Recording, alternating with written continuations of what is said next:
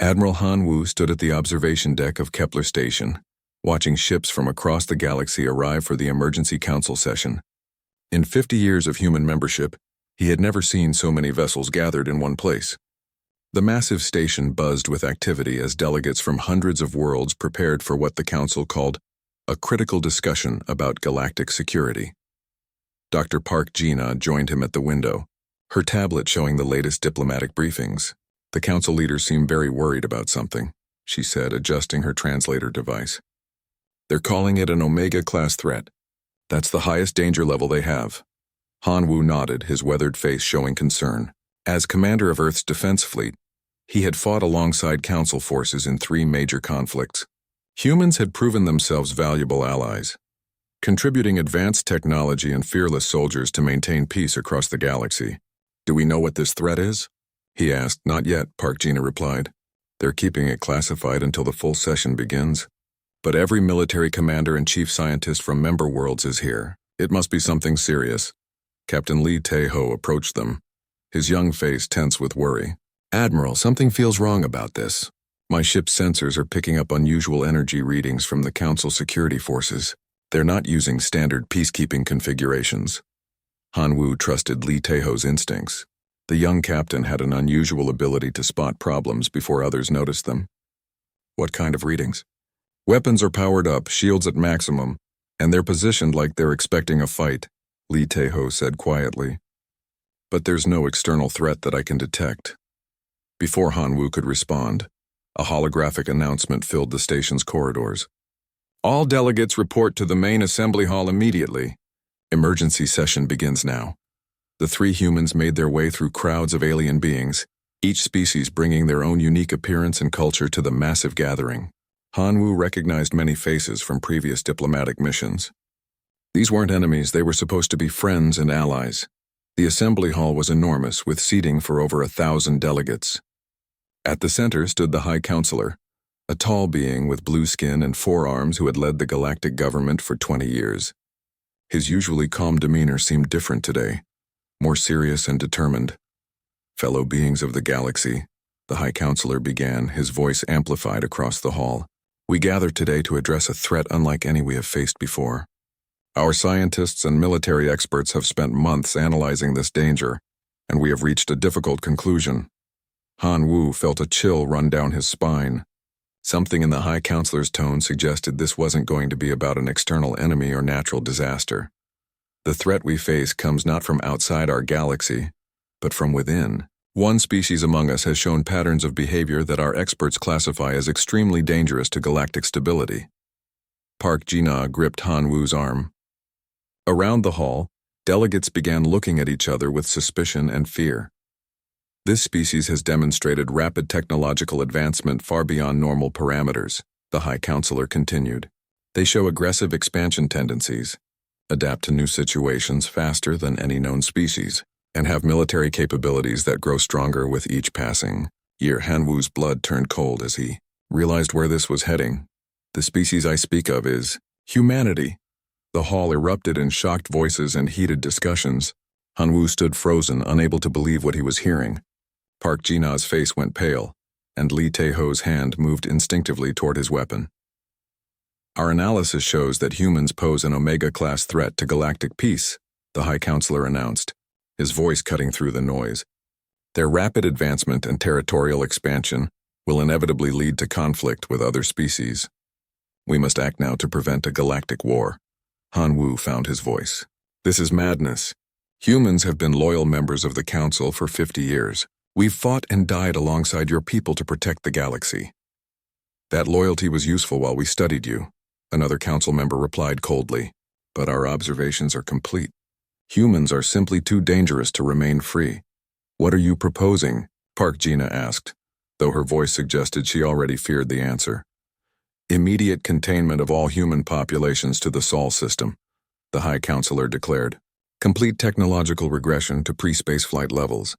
Permanent monitoring to ensure compliance. That's genocide, Han Wu shouted, but security forces were already moving toward the human delegation. It's necessary, the High Counselor said without emotion. All in favor of Resolution 2387 Omega? Hands, claws, tentacles, and other appendages rose across the hall, Hanwoo watched in horror as nearly every delegate voted to imprison his entire species. Only the human delegation voted against the motion. The resolution passes, the High Counselor announced. Human delegates will be detained for processing. Council fleets are already moving to secure the Sol system. Security forces surrounded the human delegation.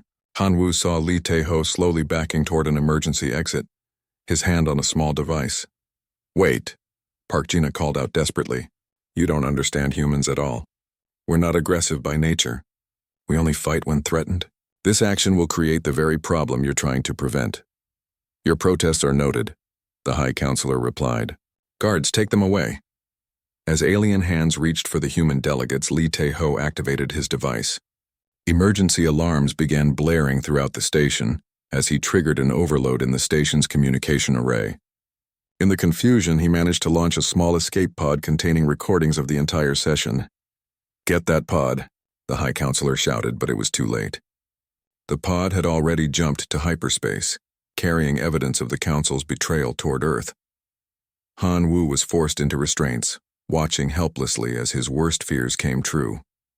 As they dragged him away, he caught a final glimpse of space through the station's windows. Council warships were already moving toward human space, their weapons powered up and ready for battle. The galaxy's greatest deception was complete.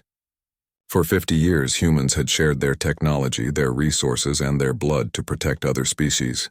In return, those same species had been studying them, learning their weaknesses and planning their imprisonment.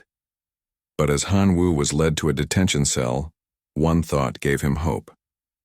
Lee Tae-ho's message pod was racing toward Earth, carrying the truth about the Council's betrayal. And if there was one thing the Council had failed to understand about humans, it was this. When cornered, they didn't surrender. They fought back. The escape pod carrying Lee Tae-ho's message crashed into Earth's atmosphere 3 days after the Council's betrayal. Director Kim Hee-jin stood in the underground command center beneath Seoul, watching the recovered recording for the 5th time. Her face remained calm, but her hands shook with barely controlled anger. So they've been planning this for years, she said to the gathered resistance leaders. Every time we shared our technology, every time we helped them in their wars, they were studying us like laboratory animals. Engineer Cho Min-sik looked up from his computer terminal, his eyes red from lack of sleep. It's worse than that. I've been analyzing our ship maintenance records from the past decade. At least 30 accidents that killed human crews were actually sabotage. They've been weakening us systematically. General Yoon Seung-ho slammed his fist on the table. While we were trusting them, they were murdering our people and preparing to cage us like animals. The Mars colony commander had arrived on Earth just hours before the Council fleets appeared at the edge of the solar system. Kim Hee-jin activated the main display, showing the current tactical situation. Hundreds of alien warships had formed a blockade around the Sol system, their weapons aimed at Earth and the other human colonies. More ships arrived every hour, turning space around humanity's home into an impenetrable wall. They sent us their terms this morning, she announced. Complete disarmament of all human military forces, destruction of all space-capable vessels, regression to pre-industrial technology levels.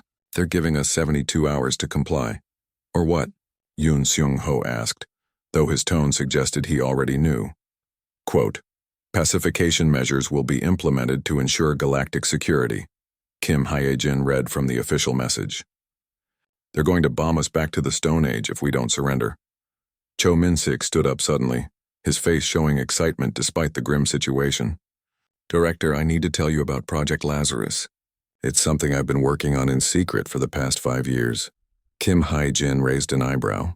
What kind of project? The kind that might save us all, Cho Min-sik replied. I never trusted the Council completely. Their technology was too advanced, their knowledge too convenient, so I developed something they don't know about. He led them to a sealed section of the underground facility.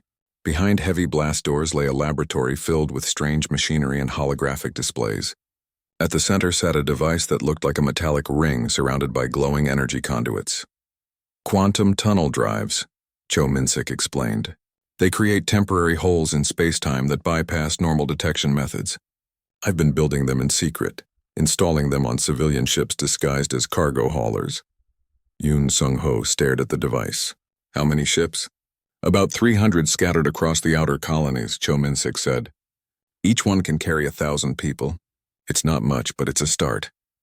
Kim Hee-jin felt the first spark of hope since the crisis began. Can they track these tunnels? Not with their current technology, Cho Min-sik confirmed. The quantum signature is completely different from hyperspace. As far as their sensors are concerned, the ships just disappear. An alarm began blaring throughout the facility. Kim Hee-jin rushed to the communications console and activated the emergency channel. The face of Colonel Park Soo-jin appeared on the screen, her expression urgent. Director, the Council fleets are moving. They're not waiting for the deadline. Attack on Europa Station begins in 10 minutes. Kim Hye-jin's mind raced. Europa was one of Jupiter's moons, home to 50,000 civilians and a major research facility. It was also the furthest from Earth, making it the easiest target for the Council to destroy as an example. How long do we have? She asked. The evacuation ships are already launching, Park Soo-jin reported. But there are too many people and not enough time. We need 12 hours to get everyone out safely. Yoon Sung-ho was already moving toward the door. Then we buy them 12 hours. With what? Kim Hye-jin called after him. Our fleet is outnumbered 50-1. With everything we have, Yoon Sung-ho replied grimly. The Mars Defense Corps has been preparing for something like this. We always knew the day might come when we'd have to fight alone. Over the next 6 hours, Kim Hye-jin watched the Battle of Europa unfold on her tactical displays. General Yoon Sung-ho led a desperate defense with only 30 human warships against 300 Council vessels. The humans fought with a fury that surprised their attackers, using tactics that seemed reckless but proved devastatingly effective. Yoon Sung-ho's flagship rammed a Council cruiser while his weapons were still firing. Other human captains followed his example, turning their ships into guided missiles when their guns ran out of ammunition.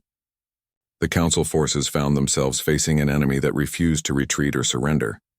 But courage alone couldn't overcome such terrible odds. One by one, the human ships were destroyed.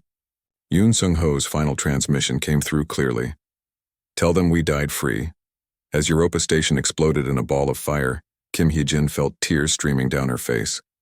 50,000 innocent people, including thousands of children, had been murdered by the species humans had once called friends. But their sacrifice hadn't been in vain. While the Council was distracted by the battle, Cho Min-sik's hidden ships had evacuated nearly 2 million people from the outer colonies. The quantum tunnels carried them far beyond the galactic rim, to secret locations where the Council would never find them. Director, Cho Min-sik reported from his station. The last evacuation ship just jumped clear. We saved everyone we could. Kim Hye-jin wiped her eyes and straightened her shoulders. Around her, the resistance leaders waited for orders. Outside, Council forces were beginning their assault on Mars, determined to crush human resistance completely. Send the order to all remaining ships, she commanded. Execute Scorched Earth Protocol. Destroy everything we can't take with us. Burn every database, wreck every factory, collapse every mine. When we leave, we take our knowledge with us, and then? Park Soo-jin asked. Kim Hye-jin looked at the tactical display showing Council fleets overwhelming human defenses throughout the solar system. Earth itself would fall within days, but somewhere in the darkness between galaxies, 2 million humans were safe and free, carrying with them everything they needed to rebuild. Then we disappear, she said. Let the Council think they've won. Let them believe humanity is broken and scattered. While they celebrate their victory, we'll be out there growing stronger. She turned to address everyone in the command center. They want to see what humans do when cornered? They think they know how we fight? They have no idea what's coming for them. As Mars fell and Earth prepared for its final battle, the quantum tunnel ships carried their precious cargo into the void. The Council had won the first round, but the war was just beginning. 1 year after the fall of Earth, Admiral Bae Soo-jin stood on the bridge of the battleship Lazarus, watching as the last refugee ships arrived at the hidden staging area. The secret base floated in the empty space between galaxies, invisible to Council sensors and powered by technology the aliens had never seen. Final count. Admiral, reported Commander Nam Ki-young from his tactical station. 2.3 million survivors across 400 ships. All quantum tunnel drives functioning perfectly. Bae Soo-jin nodded, though the numbers still hurt. From a population of 12 billion humans scattered across dozens of worlds, only 2 million had escaped the Council's genocide. But those 2 million were very carefully chosen. Every scientist, every engineer, every soldier who had made it out alive was now part of humanity's greatest project. Dr. Oh Dong-hyun approached her with a data pad containing the latest intelligence reports. The Special Forces commander had spent the past year infiltrating Council space, gathering information and technology through methods the aliens never expected. The Council thinks we're extinct, he reported with satisfaction. Their propaganda broadcast claimed that all humans died fighting each other during the containment operation. They're not even looking for survivors anymore. Good, Bae Soo-jin replied. Let them think that. What about our other projects? Oh Dong-hyun smiled coldly. Project Lazarus is exceeding all expectations. Show her Nam Ki-young. The weapons designer activated his holographic display, revealing technical specifications that would have been impossible just 2 years earlier. We've had time to study every piece of Council technology we could steal or salvage, he explained.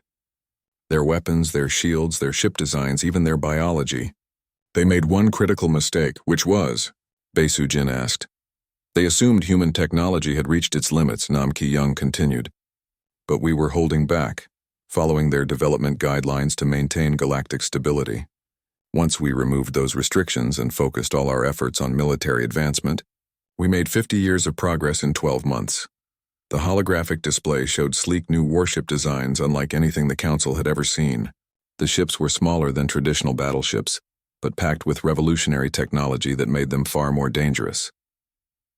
Adaptive armor that learns from each hit and adjusts to resist future attacks, Nam Ki-young explained. Quantum displacement drives that make us effectively untouchable in battle. Weapon systems designed specifically to exploit each Council species' biological weaknesses. Commander Shin Hai-wan, leader of the reconnaissance forces, stepped forward with her own report. We've also discovered something the Council has been hiding from everyone, including their own member species.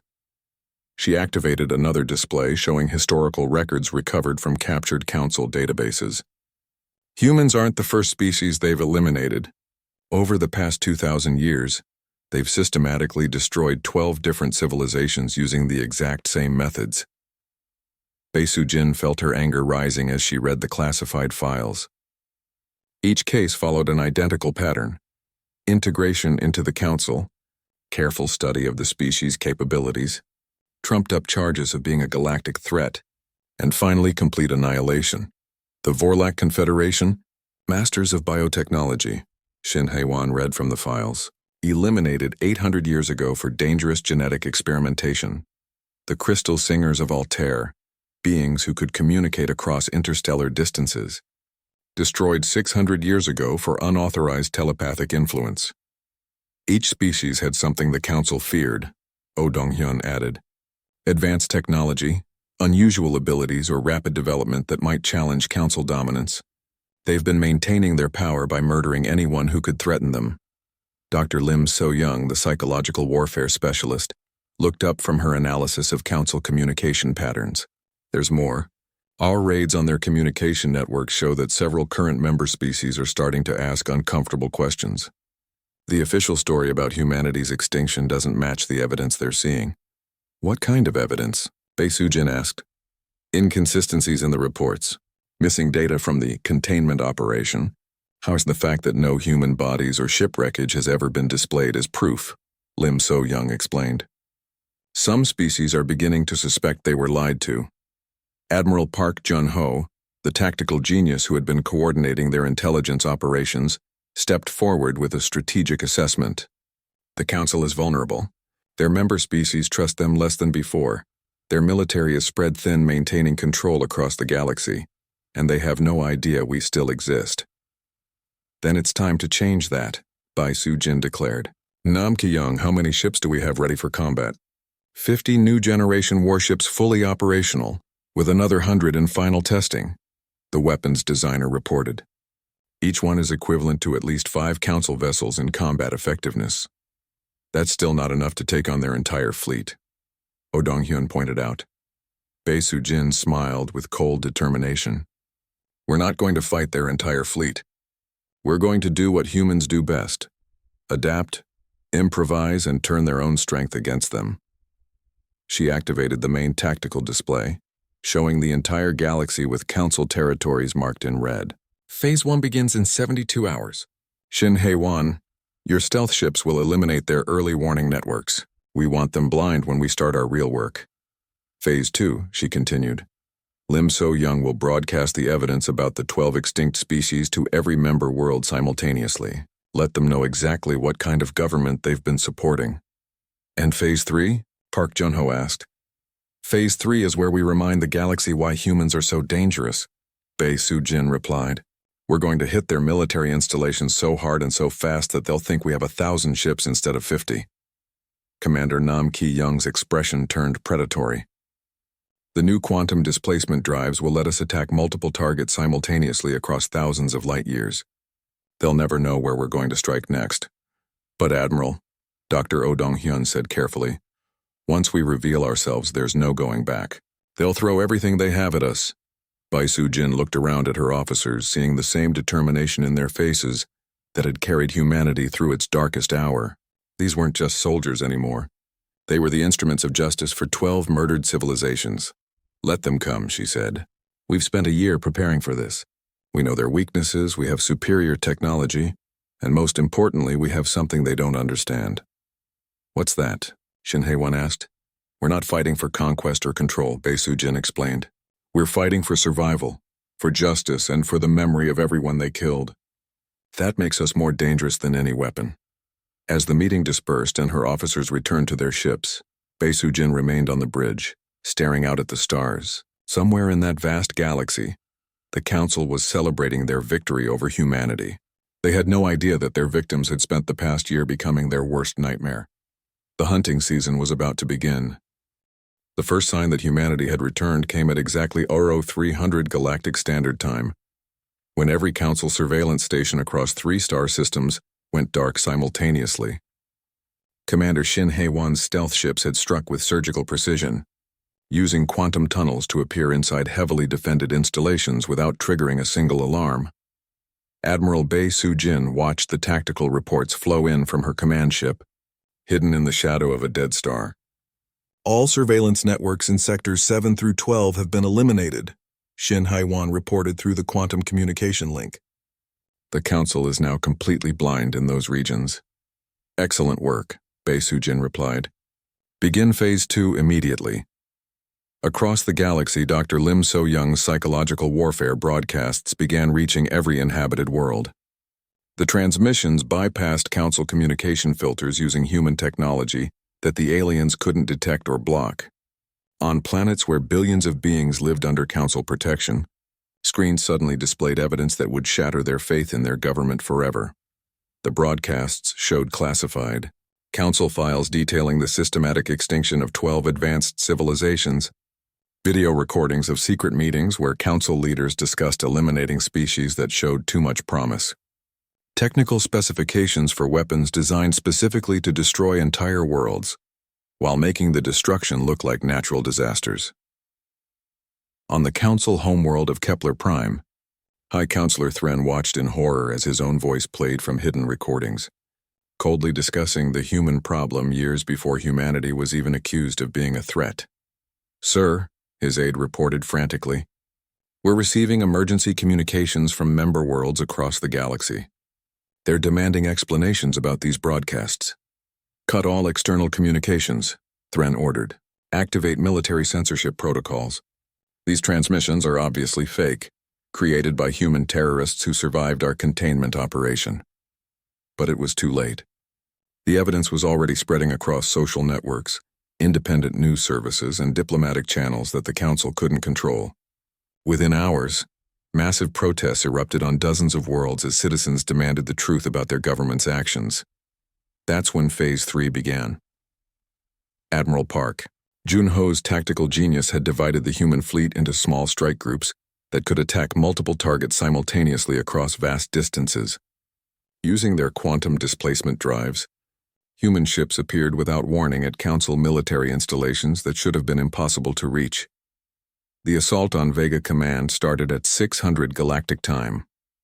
The massive fortress housed the Council's primary military coordination center, protected by energy shields that could deflect asteroids and defended by a fleet of 200 warships. None of that mattered when Commander Oh Dong-hyun's assault group materialized. Inside the shield perimeter, their weapons already firing, the new human warships moved like dancers in space, using their adaptive armor to absorb enemy fire while their quantum weapons tore through Council defenses like paper. Target their command structure first, Oh Dong-hyun ordered as his ship, the Vengeance, led the attack. Nam Ki-young's biological weapons should disable their crews without permanent harm. The weapons designer had created something remarkable: energy beams that targeted specific alien nervous systems, causing temporary paralysis without lasting damage. It was a distinctly human approach to warfare, disabling enemies rather than slaughtering them wholesale. Council forces found themselves fighting an enemy that seemed to anticipate their every move. The human ships dodged incoming fire before the weapons were even fired, as if they could read their opponents' minds. What the Council didn't know was that human AI systems had spent a year analyzing alien tactical patterns, learning to predict Council strategies with devastating accuracy. "This is impossible," Admiral Korvash reported from his flagship as it limped away from the battle. "The humans are using technology that shouldn't exist. Our weapons barely scratch their armor, while their ships phase in and out of normal space like ghosts."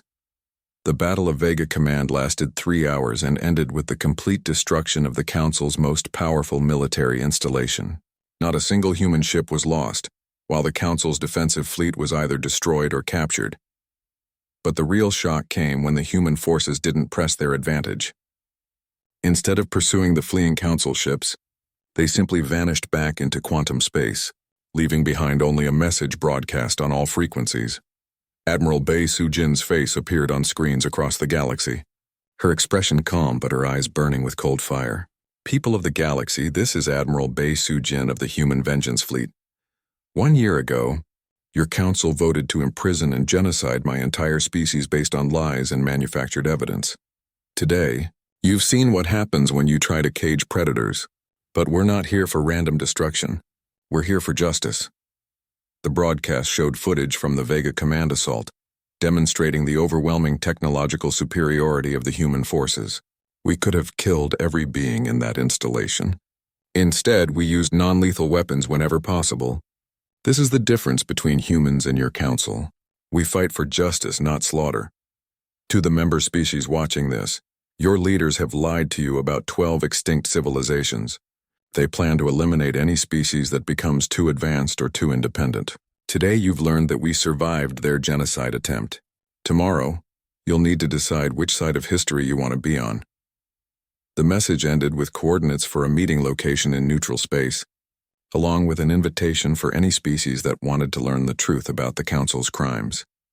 Within days, the galaxy was in chaos. 3 major species withdrew from the Council immediately, publicly denouncing the genocide evidence as too convincing to ignore. Several minor worlds declared independence, while others demanded the immediate arrest of Council leadership for war crimes. The Council's response was swift and brutal. They declared martial law across their territories and began arresting anyone who questioned their authority. Military governors replaced elected officials on dozens of worlds, while Council forces prepared for what their leaders called a final solution to the human problem. High Counselor Thren addressed the remaining loyal species in an emergency session. "The human terrorists have corrupted our member worlds with sophisticated propaganda. They represent an existential threat to galactic civilization itself. We must destroy them completely before they poison more minds with their lies." But even as he spoke, reports came in of more human attacks across the galaxy. The Centauri Gambit saw Admiral Park Jun-ho lure an entire Council battle fleet into a carefully prepared ambush, using holographic projections to make 12 human ships appear to be fleeing in panic. When the Council forces pursued them into what looked like empty space, they found themselves surrounded by the entire human fleet. The liberation of Kepler Station was perhaps the most symbolic victory. The massive space station where humanity's fate had been decided 1 year earlier fell to human forces in a perfectly coordinated assault that lasted exactly 50 minutes. Commander Shin Hae-won personally led the boarding. Parties that captured the station's control center. "This is for Admiral Han Woo and Dr. Park. Gina," she announced as her Marines secured the Council chambers where humanity had been betrayed. and for every innocent being your leaders have murdered across 2,000 years. As news of each human victory spread across the galaxy, more species began questioning their loyalty to the Council. Secret communications reached the human fleet from worlds offering intelligence, supplies, and even military support. The Council's iron grip on galactic politics was beginning to crack. But Admiral Bei Su-jin knew that the hardest part was still ahead. The Council still commanded vast resources and millions of ships across hundreds of worlds. They had survived for 2 millennia by being ruthless, intelligent, and completely without conscience. The war was far from over, but for the first time since the betrayal began, humanity was winning. Standing on the bridge of her flagship as reports of victory poured in from across the galaxy, Bei Su-jin allowed herself a small smile. The Council had awakened sleeping giants, and now they were learning what humans could accomplish when they fought not just for survival, but for justice itself. 6 months after the human counterstrike began, Fleet Admiral Ko Jae-sung stood at the command center of the massive carrier ship Unity, watching as the last pieces of humanity's ultimate strategy fell into place. Around him, holographic displays showed the positions of over 800 human warships, the largest fleet in galactic history, all converging on a single target. Kepler Prime, the Council's capital world. All fleet groups report ready. Admiral, announced Captain Hwang In-ho, commander of the ground assault forces. The orbital defenses have been neutralized, and our intelligence teams have confirmed the location of the Emergency Council session.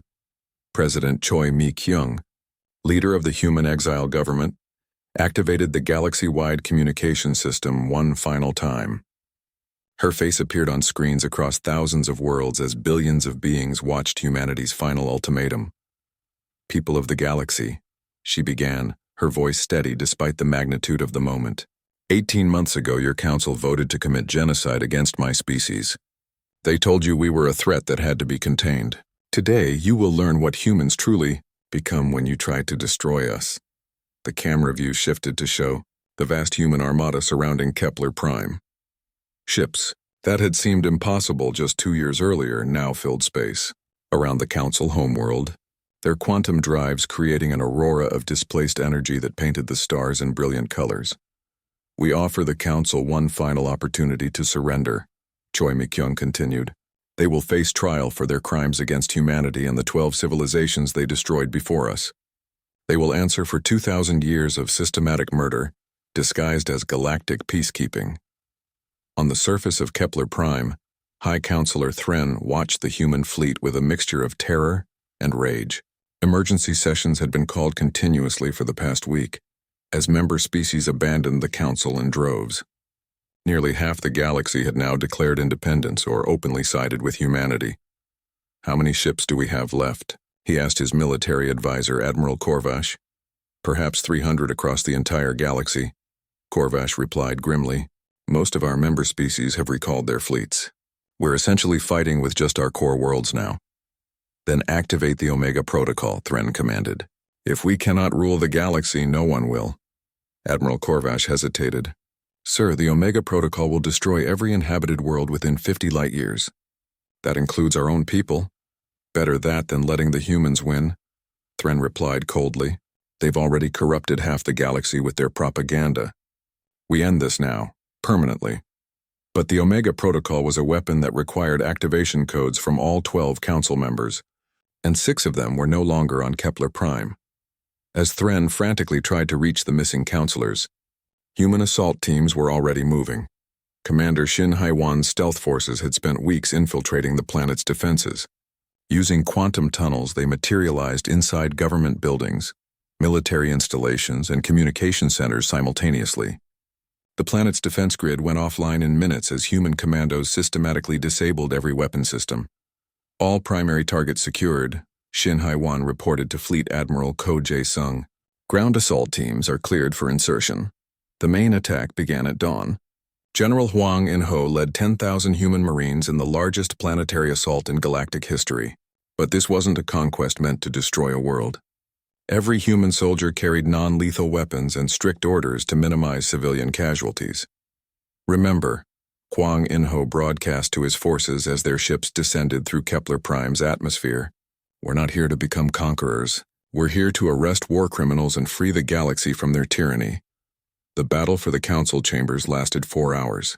Council security forces fought desperately, using weapons designed to kill rather than capture.